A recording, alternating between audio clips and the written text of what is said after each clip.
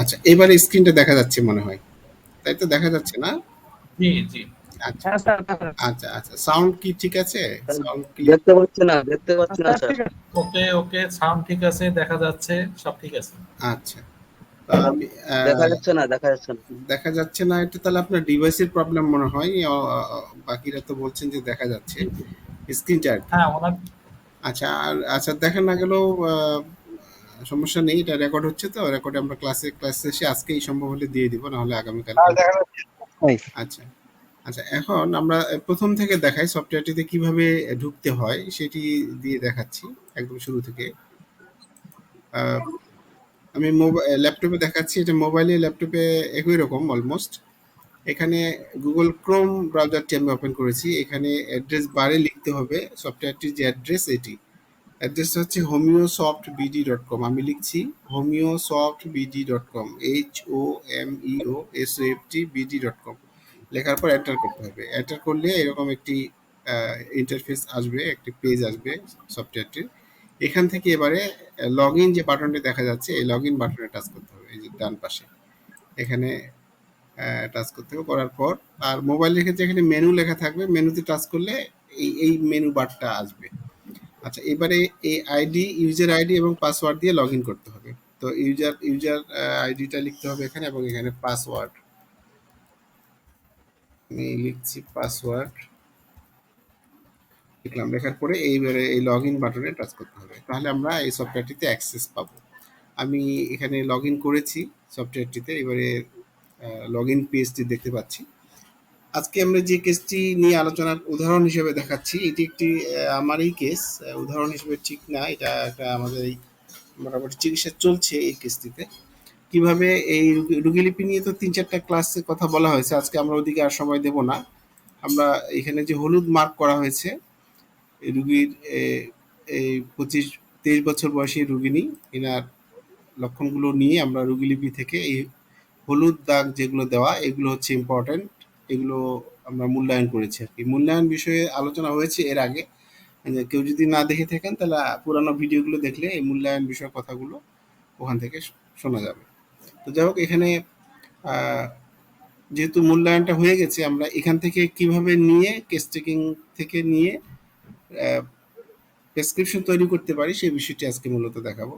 তাহলে আমরা সফটওয়্যারটিতে log in করেছি। এখানে যে সার্চ লেখা যে জায়গাটি, এখানে একটি একটি করে লক্ষণ লিখে সার্চ করব। এখানে সার্চ করার টাচ করার মাধ্যমে তারপরে এটা এখানে বাস্কেটে জমা হবে। তাহলে প্রথম লক্ষণটি নিই। প্রথমটি হচ্ছে শীতকাতর। এখানে শীতকাতর আমি বাংলাতে দেখাচ্ছি আজকেও। এখানে শীতকাতর আমরা লিখলাম। যে লক্ষণটি খুঁজবো সেটি এখানে কিওয়ার্ডগুলো আর কি, মূল শব্দ ২টি বা ৩টি লিখতে হবে। আর এটা সিম্পটমস রেপার্টরি যেহেতু অ্যাক্টিভ করা আছে, এখন আমরা লিখলেই এই লক্ষণটা খুঁজে পাবো। রেপার্টরি থেকে রুব্রিক্সটা খুঁজে পাবো। তো এবারে আমরা সার্চ বাটনে টাচ করলাম। করার পরে এই শীতকাতর যে রুব্রিক্সটি, সেটি রেপার্টরি জেনারেল চ্যাপ্টার আছে heat, lack of vital heat. এইটি আমরা এখানে এই লক্ষণের যে কোনো এক জায়গায় টাচ করলেই একটা চেক মার্ক পড়বে, এটি সাথে সাথে এই বাস্কেটে জমা হবে। তার মানে এই লক্ষণটি এখানে জমা হয়ে গেল।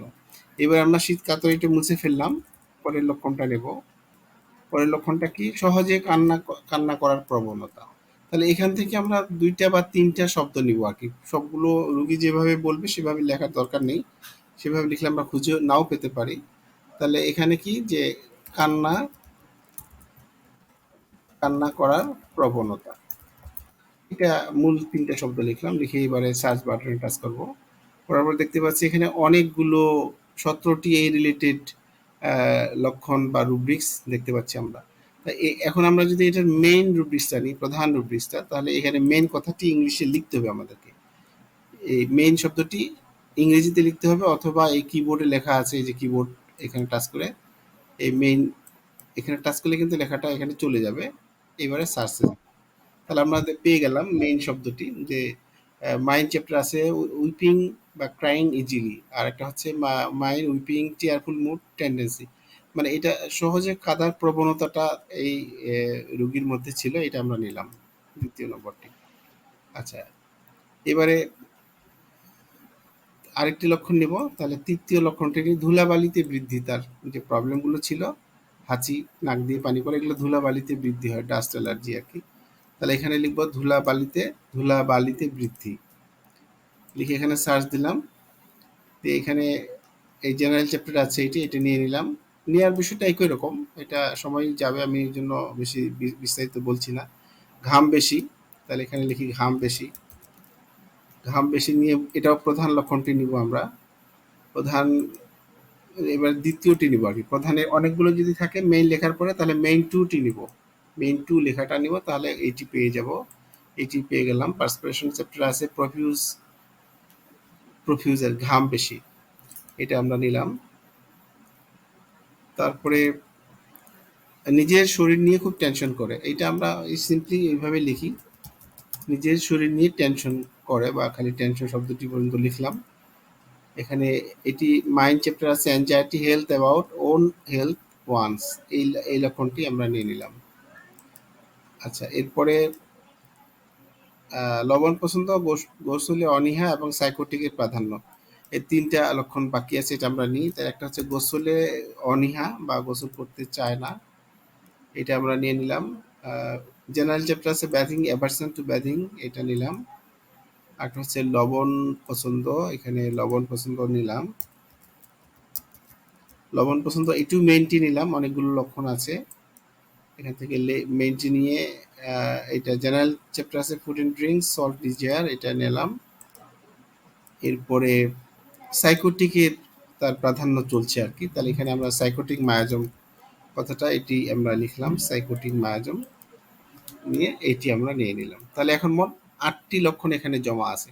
আচ্ছা, এটা কিন্তু আগে পরেও নেওয়া যায়, আমরা এখানে আগে নিয়ে ফেললাম। এখন কেস টেকিং এর জন্য প্রথমে আমরা যে কাজটি করব, এই যে কেস টেকিং যে বাটনটি আছে, সেই বাটনটিতে টাচ করতে হবে। একটু এই কেস টেকিং বাটনটিতে টাচ করলাম, করার পর এখানে আমরা দেখতে পাচ্ছি যে একটি ছক এসছে। এখানে পেশেন্ট নেম, এখানে রোগীর নামটা লিখতে হবে, এখানে আমি ইংরেজিতে লিখছি। ধরলাম পেশেন্ট এক্স ওয়াই জেড, একটা নাম দিলাম, পেশেন্টের নাম। আর এখানে একটা ফোন নাম্বার লিখতে হবে, বা একটা অঙ্ক লিখতে হবে। আমি 1 2 3 4 5 6 7 8 9 0 পর্যন্ত দিলাম,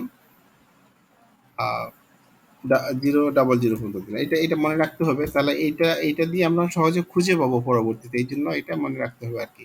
ফোন নাম্বার থাকলে সুবিধা হয়, কেননা এটা ইউনিক নাম্বার। যাই হোক, এটা আমার মনে হয় বুঝতে পেরেছেন। এবারে মেরিটাল স্ট্যাটাস দিব, মেরিট, এগুলো দিলেও হবে, না দিলেও হবে, আপনি চাইলে দিতে পারেন জেন্ডার ফিমেল। আর বছর, এখানে বয়স আর কি, ধরলাম 23 বছর 2 মাস 12 দিন, সে এটা দিলাম। তারপরে পিসিসি অর্থাৎ প্রেজেন্ট চিফ কমপ্লেইন কি ছিল রোগীটার, এখানে আমরা এখান থেকে লেখা আছে, অনেকগুলো লেখা আছে, এটা আরও একটু সমৃদ্ধ করা হবে। এখানে আমরা এখানে ব্রণ বোধহয় পেয়েছিলাম, এখানে লিখলাম ব্রণ। এখানে ব্র্যাকেটে বাংলায় আমরা লিখতে পারি এটা 2 বছর ধরে এই ব্রণটা হয়েছে। এছাড়া আর কি হয়েছে, আর কি আছে, আমরা এখানে টিক চিহ্ন দিলে একটা লেখার জায়গা আসবে এখানে। আর এখানে ধরলাম যে এখানে আমি দেখিনি কি ছিল একটা সমস্যা, নাকের পলিপস, তাহলে পি দিয়ে শুরু। এখানে নিচে যাব, এটা অ্যালফাবেটিক্যাল অর্ডারে দেওয়া আছে, তাহলে খুব সহজে খুঁজে পাবো। আচ্ছা, এখানে নেজাল পলিপস এন দিয়ে আছে, নেজাল পলিপস দিলাম। এটা হলো যে 1 বছর থেকে 1 বছর ধরে, আচ্ছা দুটোই লিখলাম। এবারে প্রেজেন্ট চিপ কমপ্লেইনে যেখানে গেছিলাম সেখানে আরেকবার টাচ করলে এটি হাইড হয়ে যাবে। আর পাস্ট হিস্ট্রিতে কি ছিল, এখানে এই ফিল্ড থেকে আমরা সিলেক্ট করে নিব কি ছিল তার পাস্ট হিস্ট্রিতে। পাস্ট হিস্ট্রিতে আমরা যদি যাই রোগীলিপিতে দেখতে পাবো, এখানে পাস্ট হিস্ট্রিতে ছিল তেমন কোনো রোগ ছিল না, আঁচিল ছিল শুধুমাত্র। তাহলে এখানে ওয়ার্ডস এটা আমরা দিলাম, এটা 10 বছর আগে ধরে নিলাম, 10 বছর আগে ছিল। আচ্ছা, তাহলে পাস্ট হিস্ট্রি চলে গেল, এখানে আবার টাচ করলে এটি হাইড হয়ে যাবে। এবারে ফ্যামিলি হিস্ট্রিতে যাব, এখানে কি কি আছে। এখানে ফ্যামিলি হিস্ট্রিতে আমরা যদি রোগীলিপিতে যাই, এখানে দেখতে পাচ্ছি পারিবারিক ইতিহাসে আহ, বাবার ক্যান্সার ছিল, মায়ের টিউমার ছিল, আর হাঁপানি ছিল। তাহলে এখানে তিনটা পাচ্ছি আমরা। ক্যান্সার ছিল বাবার, এখানে লিখতে পারি বাবার ক্যান্সার ছিল। আর মায়ের টিউমার ছিল, টিউমার এখানে তাহলে আমরা টিউমার ছিল কার, মায়ের। আর অ্যাজমা ছিল তার কার জানি একজন খালার। এইভাবে লিখে নিলাম। এটা আবার এখানে টাচ করলে এটি হাইড হয়ে গেল। এটা খুব জটিল মনে হচ্ছে হয়তো বা আপনাদের কাছে, বিষয়টা কিন্তু সহজ। কয়েকবার ট্রাই করলে এটা সহজ হয়ে যাবে। আর মায়াজম কি আছে এখানে টাচ করলে আমরা এখান থেকে রুগীকে অবজার্ভ করে বা জিজ্ঞেস করে কিছু আমরা এখানে টিক চিহ্ন দিব আর কি। হ্যাঁ, আমি এখানে আনুমানিক দিয়ে দিলাম দুই তিনটা টিক চিহ্ন আর কি। যাই হোক, এটা হয়ে গেল। তাহলে এবারে মায়াজমটা হয়ে গেল। এবারে কি আছে যে প্যাথোলজিটা আমরা এখন এন্ট্রি দিই নাই। এখানে রুগীর প্যাথোলজি যা আছে এখানে পাওয়া যায়, লিখলে এখানে প্রেসক্রিপশনটা প্রিন্ট হবে। এটা পরে আমরা দেখাবো। এবারে আমরা রিপোর্টে যাব। এই যে আমরা 8টা লক্ষণ নিয়েছি এখানে দেখাচ্ছে। এখানে রিপোর্টে গেলে এই লক্ষণগুলো একটা রিপোর্টে যাওয়ার পরে লোড রিপোর্টে যেতে হবে। যে দেখতে পাচ্ছি আমরা এই যে 8টা লক্ষণ নিয়েছিলাম তার মধ্যে প্রথমে 8টাই মিলেছে কিন্তু 3টা ওষুধে, ক্যালকেরিয়া কার্ব, সালফার এবং সাইলেসিয়া। কিন্তু ক্যালকেরিয়া কার্ব 22 পয়েন্টস পেয়েছে। মানে এই পয়েন্টটা হচ্ছে এই গ্রেডিংগুলোর যোগফল। এখানে যেমন 4 হচ্ছে সুপার গ্রেড, 3 হচ্ছে ফার্স্ট গ্রেড, 2 সেকেন্ড গ্রেড আর 1 হচ্ছে থার্ড গ্রেড। এগুলোর যোগফল। তাহলে এই ক্যালকেরিয়া কার্ব 8টা লক্ষণই মিলেছে, তার মধ্যে 22 পয়েন্ট পেয়েছে আর কি।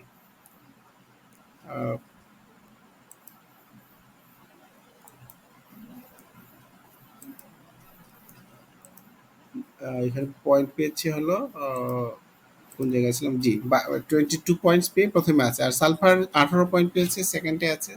সালিসিয়া হচ্ছে 16 পেয়ে থার্ডে আছে। তো যাই হোক, এখন আমরা যদি এই রুগীকে ক্যালকেরিয়া কার্ভ দিই তাহলে এই এই যে এই ওষুধের ঠিক উপরে একটা চেক বক্স আছে, এখানে টিক চিহ্ন দিতে হবে। দিলে আমরা এটি নিচে দেখবো, একটু নিচে যদি আসি দেখবো যে সিলেক্টেড মেডিসিন ক্যালকেরিয়া কার্ভ লেখাটা চলে আসছে।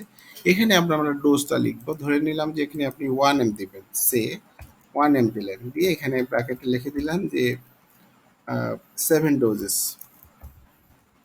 এখানে দিলে মর্নিং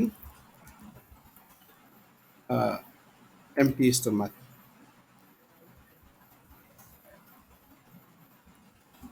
এটা আপনাদের মতো করে বাংলা বা ইংলিশে এটা লিখতে পারবেন আর কি।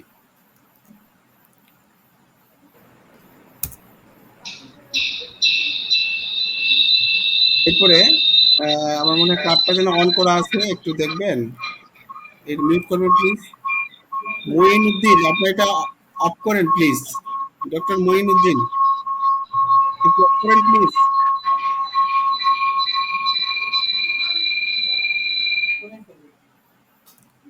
আচ্ছা, যে জায়গায় ছিলাম, যে তাহলে আমরা এখানে ইয়াটা লিখে ফেলেছি যে যে ওষুধটা এসছে রোগীর জন্য এটা আমরা লিখলাম। লেখার পরে এই যে এক্সট্রা 1 2 3 এটা হচ্ছে প্লাসিবো বা ভাইটাম।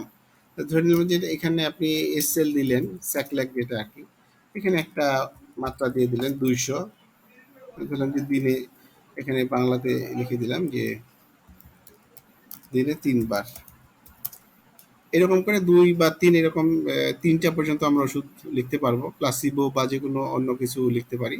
আর এখানে কিছু অ্যাডভাইস যদি থাকে সেটা আমরা লিখে দিব, যে এখানে এখানে একটা অ্যাডভাইস দিতে পারি, ওষুধ চলাকালীন কফি খাওয়া নিষেধ, উদাহরণ হিসেবে দিলাম আর কি। এবারে আমরা এই সেভ এন্ড প্রিন্ট যে বাটনটি দেখা যাচ্ছে নিচে, এখানে টাচ করতে হবে। টাচ করার পর আমরা কিন্তু দেখেন অ্যাড সাকসেসফুল, এটা আমরা XYZ লিখেছিলাম, এই রুগী লিপিটি এখানে সেভ হয়ে গেছে। আচ্ছা, সেভ হয়ে এখানে দেখাচ্ছে একটা প্রিভিউ দেখাচ্ছে। আমরা চাইলে এখান থেকে প্রিন্ট নিতে পারবো। যদি প্রিন্টার সংযোগ থাকে আমাদের ল্যাপটপে তাহলে এখানে আমরা প্রিন্ট নিয়ে নিতে পারবো, অথবা চাইলে মোবাইল ল্যাপটপে বা কম্পিউটারে সেভ করে রাখতে পারবো। কিভাবে সেভ করতে পারবো বা প্রিন্ট নিতে পারবো সেটি দেখাচ্ছি। যে এখানে প্রিন্টারের সাথে কানেক্ট থাকলে জাস্ট এই প্রিন্টারে এই প্রিন্ট লেখাতে টাচ করলে এটা প্রিন্ট হয়ে যাবে। প্রেসক্রিপশনটা এই সাইজের A4 সাইজে একটা কাগজে প্রিন্ট হয়ে আসবে। আর এখানে আমরা যে লক্ষণগুলো নিয়েছি সেখানে এগুলো আছে। রুগীর নাম XYZ, 23 বছর বয়স, যে তারিখে আমরা এটা দেখলাম সেই তারিখটা অটোমেটিক্যালি এখানে প্রিন্ট হয়ে আছে। কি ওষুধ দিয়েছি এখানে দেখাচ্ছে, কি পাওয়ার দিয়েছে লেখা আছে, কি কি বিধিনিষেধ দেওয়া ছিল এটা এখানে আছে, অর্থাৎ এইটি সেভ হয়ে থাকবে। আর এটা যদি আমরা ডাউনলোড করতে চাই তাহলে এখানে সেভ অ্যাজ পিডিএফ লিখে সেভ বাটনে টাচ করলে এটা আমাদের ল্যাপটপে বা কম্পিউটারে সেভ হয়ে থাকবে, যেটা পরবর্তীতে আমরা নেট ছাড়াও এটা দেখতে পাবো চাইলে। আচ্ছা, এইভাবে আমরা এটিকে সেভ করতে পারি কিংবা প্রিন্ট নিতে পারি। এটা আমি জাস্ট দেখালাম। এটা আমি স্যার এটা প্রিন্ট না করে কি রোগীর মোবাইলে হোয়াটসঅ্যাপে দেওয়া যাবে যাবে যাবে এইভাবে? আপনি শেয়ার যেভাবে করতে চান শেয়ার করলে করতে পারবেন। ওইটা ওইটা একটু দেখালে ভালো হয় স্যার। স্ক্রিনশট নিয়ে শেয়ার করবেন, এটা দেখানোর তো মানে যদি মোবাইলে হয় স্ক্রিনশট নিয়ে শেয়ার করবেন। আর যদি এই যে আমি ডাউনলোড করলাম না, এই যে দেখেন ডাউনলোডটা দেখাই, এই যে এখানে এসে জমা হলো আমার ইয়াতে, এখান থেকে ডাউনলোড হওয়ার পরে এখান থেকে আপনি শেয়ার করে দিবেন। এই যে এটা ডাউনলোড হয়ে আছে পিডিএফটা, এটা পিডিএফ এ ডাউনলোড হবে আর কি। পিডিএফটা ওপেন হতে একটু সময় লাগে। এই যে ওপেন হয়ে গেল, এখন এইটা আপনি শেয়ার করে দিবেন। কিভাবে শেয়ার করতে হবে সেটা তো আপনারা জানেন, আর না জানলে যারা ধারে কাছে যদি কেউ থাকে শেয়ার কিভাবে করতে হয় সেটা শিখে নেবেন আর কি। এটা সফটওয়্যারের বাইরের ফাংশন, মানে ডাউনলোড পর্যন্ত সফটওয়্যারের ফাংশন, এরপরে আপনি শেয়ার করবেন কিভাবে, প্রিন্ট নেবেন কিভাবে, সেটা আপনাদেরকে জেনে নিতে হবে আর কি। আচ্ছা, এটুকু যেটুকু বললাম এটুকু ক্লিয়ার হয়েছে কিনা এখন আপনারা একটু বলতে জি পারেন। স্যার। আর প্রথমবারে হয়তো বা একটু অনেকের কাছে জটিল মনে হতে পারে, কিন্তু যদি কয়েকবার প্র্যাকটিস করেন তাহলে কিন্তু খুব সহজে হয়ে যাবে। সবগুলো রোগী লিপির ক্ষেত্রে আমাদের প্রেসক্রিপশন নাও লাগতে পারে, একুইট গুলো তো আপনারা না দিলেও হবে, কিন্তু যেগুলো ক্রনিক সেক্ষেত্রে এই রোগী লিপিটা আমরা দিতে পারি। এবং সব রোগীকে দিতে হবে এমন কোনো কথা নেই, এটা আপনাদের উপর নির্ভর করে আর কি। জি আচ্ছা স্যার, যে সময় সেকেন্ড মানে এই প্রেসক্রিপশনটা আমরা করব, ওই সেম প্রেসক্রিপশনে কি আমরা লিখতে পারবো? আচ্ছা, সেকেন্ড প্রেসক্রিপশনটাতে আমি দেখাচ্ছি। দেখেন এখানে যেমন এটা আমি এটা তাহলে আমি ক্লোজ করে দিলাম, কেমন এটা। এখন দ্বিতীয়বারে যখন রুগী আসবে তখন এই যে এখানে যাবেন পেশেন্টের লিস্টে যাবেন, পেশেন্ট এখানে যে দেখবেন পেশেন্ট রিপোর্ট 3 নাম্বারটা, পেশেন্ট রিপোর্টে যেয়ে দেখবেন যে এখানে আমরা যে রুগীটা দেখেছিলাম সর্বশেষ, মনে আছে মনে হয় না, XYZ, এই যে এইটা, এই যে এইটা, এই যে হ্যাঁ এইটা। তো এখন এখানে কিন্তু যে ভিউতে গেলে এটা পরে যে কোনো সময় হতে পারে, 1 মাস পর, 2 মাস পর, 1 বছর পর, এখানে কিন্তু জমা হয়ে থাকবে। এখানে ভিউতে যাব, ভিউতে গেলে আমরা কিন্তু ওইটা দেখতে পাচ্ছি, এখানে এটা সেভ হয়ে আছে, কয় কয় তারিখে ছিল তারিখটা সহ এখানে সেভ হয়ে আছে। হ্যাঁ, এখানে একটা আহ, তথ্য এখানে জমা হয়ে আছে, এটা আমরা পরবর্তীতে এটা দেখে আবার রিভিউ করতে পারি চাইলে। এটা গেল আপনার রিপোর্টটা দেখলেন। এবারে প্রেসক্রিপশনটা যদি দেখতে চাই, এই এই রিজেনারেটে যেতে হবে। হ্যাঁ, ভিউতে না যেয়ে এবার রিজেনারেটে যাব। এখানে গেলে আমরা দেখতে পাবো যে ওই ওই রুগীটার কি কি ছিল এখানে তো সব লেখা আছেই, এই রিপোর্টে গেলে দেখতে পাবো। এবং এক্ষেত্রে আমরা এটা সেকেন্ড প্রেসক্রিপশন এখান থেকে আবার করতে পারবো। এখানে যেমন নাম টাম এগুলো তো আছেই, এখানে যেভাবে আছে সেগুলো ঠিক থাকলো। এখানে যদি নতুন কিছু আমরা নিতে চাই, নতুন এখানে আবার নতুন করে লক্ষণ নিয়ে আবার সেভ এন্ড প্রিন্টে যেয়ে আবার প্রিন্ট নিতে পারবো সেকেন্ড টাইম। তখন আবার এখানে রিজেনারেট করতে হবে রিপোর্টে যেয়ে। তো যাই হোক, এটা পরে আমরা আগে ওইটা প্র্যাকটিস করি যে কিভাবে সেভ করতে হয়। সেকেন্ড টাইমেরটা পরে আমরা কোনো আরেক সময় আলোচনাটা করব, তাহলে মনে হয় বেশি ভালো হবে। আগে এইটা রপ্ত হয়ে যাক তারপরে আর কি। এখান থেকে আমরা যে কোনো সময় পেশেন্টের আগের ইয়াটা রোগী লিপিটা আমরা দেখে নিতে পারবো। জি, এবারে যদি কেউ কিছু বলতে চান এই প্রেসক্রিপশনের ব্যাপারে, প্রেসক্রিপশনটা যদি বুঝতে কোনো জায়গায় বুঝতে সমস্যা হয় তাহলে আপনারা প্রশ্ন করতে পারেন। স্যার একটা কথা, এখন মনে করেন আমার প্রেসক্রিপশন করতে সময় কোনো একটা ভুল হয়েছে, আমি আবার এডিট করব, হুম, ওইটা কিভাবে করব? এডিট করবেন কিভাবে? এডিট হলো যে এখানে আহ, এই যে সিমটম টেকেন আছে, আপনি কি লক্ষণ বাদ দিবেন তাই তো? কোনো কোনো লক্ষণ বাদ দিয়ে নতুন লক্ষণ যোগ করবেন, এটাই তো হ্যাঁ নাকি? হ্যাঁ স্যার। আচ্ছা, তা এখানে যাবেন, এখানে যদি দেখেন যে বাম পাশে যে ক্রস চিহ্নটা আছে না, এই যে সিমটম টেকেন, এখানে গেলে এটা দেখতে পাবেন। ক্রস চিহ্নটাতে যেমন আমি এখানে এটা যদি বাদ দিই, ধরেন যে এই লবণ পর্যন্ত বাদ দিলাম, তাহলে এখন কিন্তু এটা চলে গেল। এখন এখন কিন্তু থাকলো আবার 7টি। এখানে রিফ্রেশ দিলে দেখেন লবণ, এটা যায়নি, এটা বাদ দিয়ে দিলাম। আচ্ছা, এটা এখান থেকে বাদ দেওয়া যাবে, এই ক্রস চিহ্নটাতে গেলে বাদ দেওয়া যাবে, এবং নতুন যোগ করতে চাইলে এখানে আবার একটা বা দুইটা লক্ষণ যোগ করতে পারবেন। যেমন এখানে আমি আরো 2টা লক্ষণ যোগ করছি। এই যে এখান থেকে সংখ্যা কিন্তু 10 হয়ে গেছে। হ্যাঁ, এখন কিন্তু যোগ হলো। তাহলে এইভাবে করে আমরা যদি ভুল হয়ে যায় তাহলে এক্ষেত্রে আমরা ক্রস চিহ্নটাতে দিয়ে বাদ দিয়ে দিব, এবং নতুন করে আরো এখানে সার্চ করে যোগ করব। যোগ করার পরে আবার সেই কেস টেকিং এ যেয়ে আমরা এটা ওই রিপোর্টে যেয়ে নতুন করে এটা সেভ করে আবার প্রিন্ট নিতে পারবো। ওটা সেভ করার পর কি এডিট হবে স্যার? জি জি, সেভ করার পর এডিট হবে। এটা আরেকটা ক্লাসে করবা, যে একবারে করলে ক্লামজি হয়ে যাবে। সেটা ওই যে রিজেনারেটে যেয়ে করতে হবে, যেটা দেখালাম। এখান থেকে যেয়ে এডিট প্রোফাইলে যেয়ে এখান থেকে রিজেনারেট করতে হবে। হুম, এটার কাজটা একটু ফাইন টিউনিং চলছে, একটু হালকা একটু বাকি আছে রিজেনারেটের কাজটা। সেজন্য এটা আরেকটা ক্লাসে ইনশাল্লাহ দেখাবো কিভাবে এটা রিজেনারেট করতে হয় বা এডিট করতে হয়।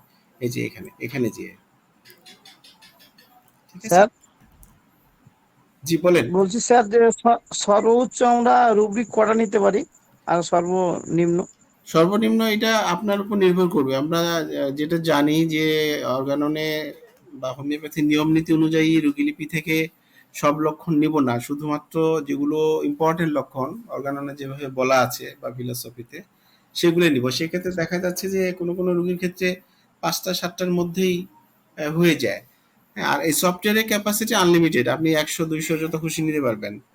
হ্যাঁ, আর মিনিমাম একটা নিতে হবে আর কি। এই তো এটা আমাদের তো আলাদা চ্যাপ্টার, রোগীলিপি থেকে ইভালুয়েশন করার যে সিস্টেম, ইভালুয়েশন করে আমরা শুধুমাত্র ইম্পর্টেন্ট লক্ষণগুলো নিব। যেমন এই রুগীটা দেখেন, এই রোগীলিপিতে আমরা কিন্তু অনেকগুলো লক্ষণ পেয়েছি। সবগুলো কি নিয়েছি? দেখা যাচ্ছে কিছু না। কিছু না, এগুলো নিব না। নিলে কিন্তু সফটওয়্যারে ওষুধ আসবে ঠিকই, কিন্তু সেগুলো কাজ করবে না বা হালকা সঠিক হবে না। কাজ করবে। এক্ষেত্রে মূল্যায়ন করাটাই হলো আসল কথা, যে এই যে কোন লক্ষণটা রুগী যখন যেই লক্ষণের উপর জোর দিয়ে কথা বলবে সেগুলো নিতে হবে। হ্যাঁ, রুগী এমনি হালকা পাতলা বললো সেটা আমরা নিয়ে নিলাম, তাহলে কিন্তু হবে না। লেস ইম্পর্টেন্ট লক্ষণ পিক করা হবে তখন। তাহলে স্যার আমাদেরকে আগে খাতা কলমে নোট করে নিতে, তারপর কম্পিউটার সফটওয়্যারে আপনাদের খুঁজতে হবে, তাই না? আপনি চাইলে সরাসরি কম্পিউটারে করতে পারেন, খাতা কলমে। আচ্ছা। কেউ যদি মনে করেন খাতা কলমে লিখলে সুবিধা, তাও করতে পারেন। আর যাদের একটু স্পিড ভালো, সরাসরি সফটওয়্যারে চলে যেতে পারেন। এটা কোনো সফটওয়্যারটার কাজ হলো কি, আপনার যে এই যে লক্ষণগুলো আপনি মূল্যায়ন করলেন, যেমন এখানে ধরে নিলাম যে এখানে 8টা লক্ষণ ছিল। আপনি কি এই 8টা লক্ষণেই যদি কোনো, যেমন এখানে ক্যালকেরিয়া কার্ভ 8টা লক্ষণে আছে, এটা অনেক সময় আমাদের ম্যানুয়ালি নাও মনে থাকতে পারে। অন্য আমার কাছাকাছি একটা ওষুধ হতে পারে আমরা মাথায় আসছে, তাহলে এখন যদি কাছাকাছিটা দেন তাহলে একরকম কাজ করবে, আর সবগুলোই মিলে গেলে সেটা আরেক রকম কাজ করবে। এই আর কি সফটওয়্যারটার কাজ হচ্ছে আপনাকে ওষুধ সিলেকশনে একটা শর্ট লিস্ট করে দেওয়া, সেখান থেকে আপনি একটা রুগীকে একটা প্রেসক্রাইব করবেন আর কি। আর এখান থেকে তো আরেকটা অপশন আছে, আপনারা জানেন যে এখান থেকে মেট্রিয়ামেটিকা দেখা যায়। প্রত্যেকটা ওষুধের মেট্রিয়ামেটিকা দেখে আপনি আবারও সিদ্ধান্ত নিতে পারেন যে এই রুগীটার জন্য কোনটা দিবেন। এখন প্রথমে যেটা আসছে এটা দিবেন, না এই যে দ্বিতীয় তৃতীয়টা দিবেন। যদি একই রকম পয়েন্ট পায়, যেমন এখানে অনেকগুলো 9 পেয়েছে, তাহলে এইগুলো থেকে আপনি একটা কম্পারিজন করে নিতে পারেন, তুলনামূলক আলোচনা করে তারপর একটা আপনি সিদ্ধান্ত নিলেন যে না, এই রুগীর জন্য বোধহয় এই লাইকোপোডিয়ামটাই বেশি অ্যাপ্লিকেবল এটার থেকে।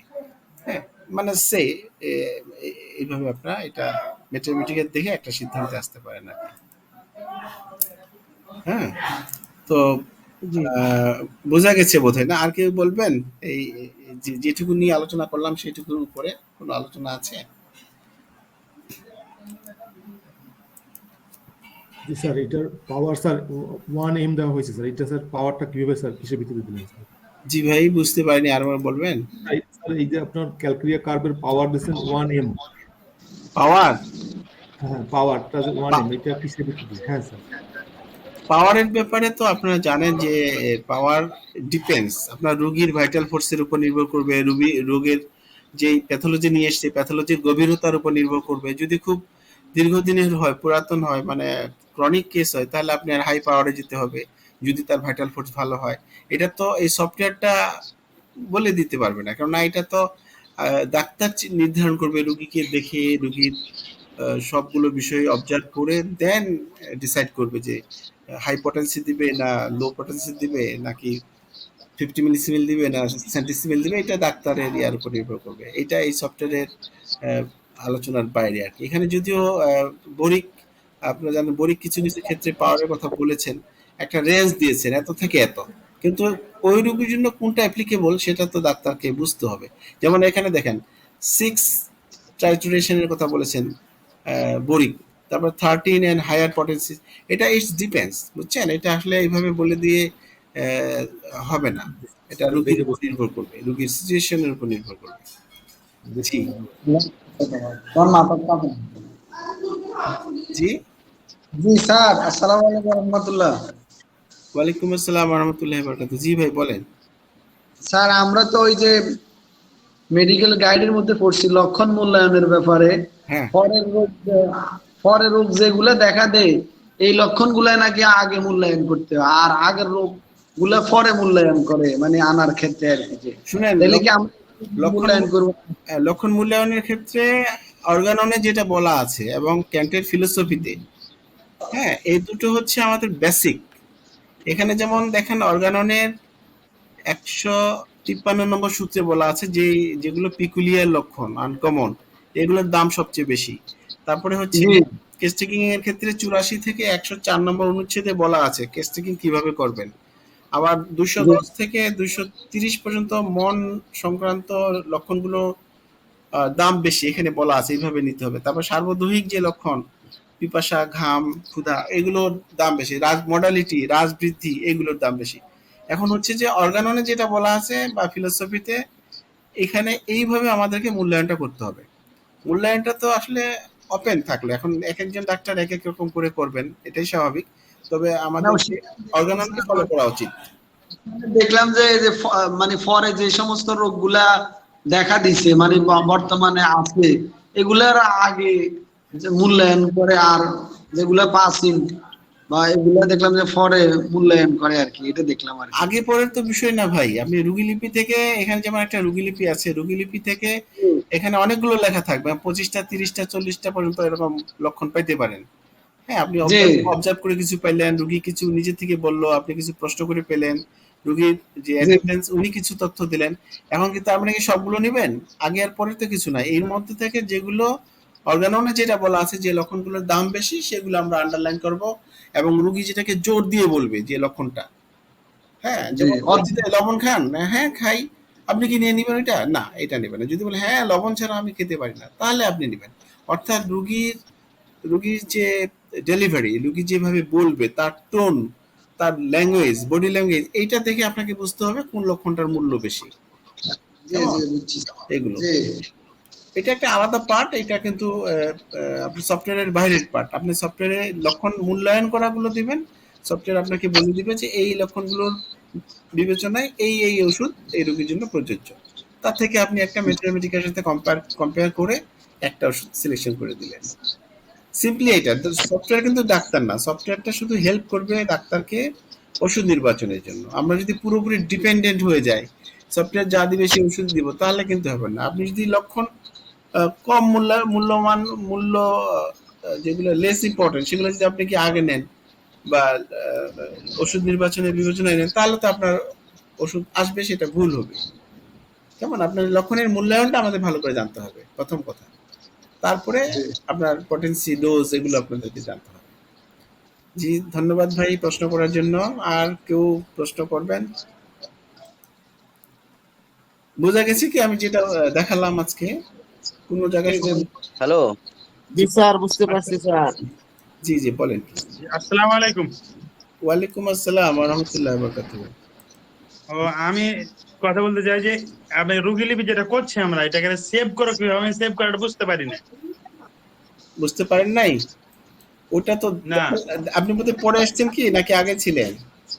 জি পরে আইলাম। ও তাহলে ভিডিওটা আপনি দেখে নিয়েন ভাই, আমি এটা গ্রুপে দিয়ে দিব, এটা আমি দেখাইছি আজকে। হ্যাঁ, তারপরে একটু বলি, যেমন এই যে কেস টেকিং এ যেতে হবে, কেস টেকিং এ যেয়ে এখানে সব তথ্যগুলো লেখার পর এখানে রিপোর্টে জি যেতে হবে, রিপোর্টে যেয়ে এখানে লোড রিপোর্ট, এখানে যাওয়ার পরে এখানে দেখেন এই ইয়েটা প্রেসক্রিপশনটা এখানে দিলে একটা প্রেসক্রিপশন জেনারেট হয়ে যাবে এবং এটা সেভ হয়ে যাবে এখানে দিলে।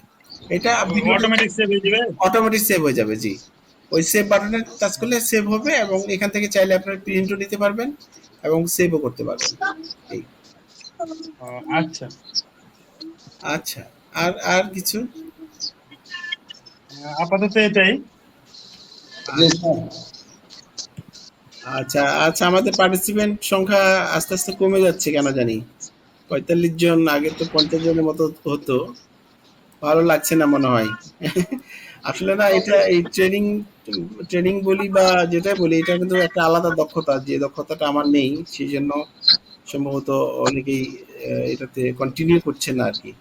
যাই হোক, না, এটা হ্যাঁ, আসলে স্যার, শিক্ষার ভালো লাগছে, মধ্যে তেমন মানে গুরুত্বপূর্ণ কিছু বোঝা যাচ্ছে না। যেটা নতুন বয়সে আছে, নতুনটা কিছু জানে না, ওরা হয়তো ভালো লাগছে, আর যারা একটু পুরাতন তারাকে ভালো লাগছে না। তো আসলে সফটওয়্যারটা কি শেখার প্রয়োজন, মানে এইটা গুরুত্ব দিয়ে খেয়াল করে যদি শেখান তাহলে মনে হয় আগ্রহ তো ভালো হবে। না, স্যার আমাদের তো যারা অনেকে আবার বোঝে না, এই জন্য হয়তো সমস্যা হতে পারে। না, কোন জিনিসটা শিখালে ভালো হয় আপনারা পরামর্শ দিয়েন আমাকে, আমার হোয়াটসঅ্যাপে আপনারা লিখে দিয়েন, কেমন? আমার হোয়াটসঅ্যাপ নাম্বার তো আছে আপনাদের কাছে, অথবা গ্রুপে। স্যার, জি জি। যেভাবে হচ্ছে যেভাবে করলে স্যার আমি একটু বলি। সমস্যা হচ্ছে স্যার, আমার সাথে 3 জন জয়েন করেছিল, হ্যাঁ, একজন চলে গেছে যে উনি কম্পিউটার চালাতে পারে না।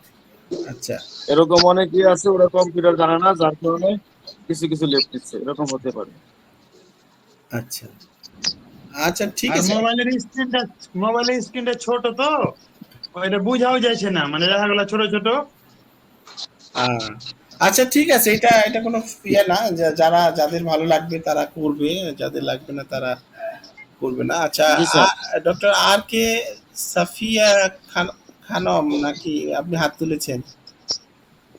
আহ, বলবেন কিছু? হ্যালো। হ্যাঁ বলছি, যে এটা আমি তো একেবারে লাস্টে এসেছি, কারণ আমার ইন্টারনেটে একটু সমস্যা হয়েছিল। তা বলছি, এটা কি গ্রুপে পুরো ভিডিওটা পাওয়া যাবে? জি জি, এটা আমরা রেকর্ড করছি, রেকর্ডটা দিয়ে দিব ইনশাআল্লাহ। হ্যাঁ, আমি তো কিছুই বুঝতে পারিনি, কারণ একেবারে লাস্টে এসেছি, ইন্টারনেট না, একটু